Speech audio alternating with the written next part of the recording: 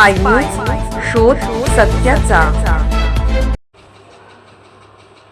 अत्यंत दुःखद बातमी। हरिदत्तू पाटील माजी सैनिक, मुक्काम पोस्ट कौलगे, तालुका कागल येथील रहिवासी माजी सैनिक हरिदत्तू पाटील वयाच्या 87व्या वर्षी यांचे शुक्रवार दिनांक 27/2/2026 रोजी दुःखद निधन झाले।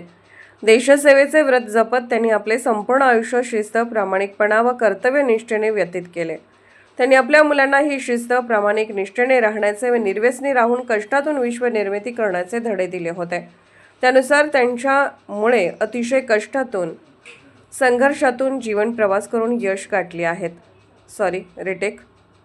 त्यानुसार त्यांची मुले अतिशय कष्टातून, संघर्षातून जीवन प्रवास करून यश गाठली आहेत। त्यामुळे त्यांच्या जाण्याने कुटुंबावर तसेच गावावर दुःखाचा डोंगर कोसळला आहे।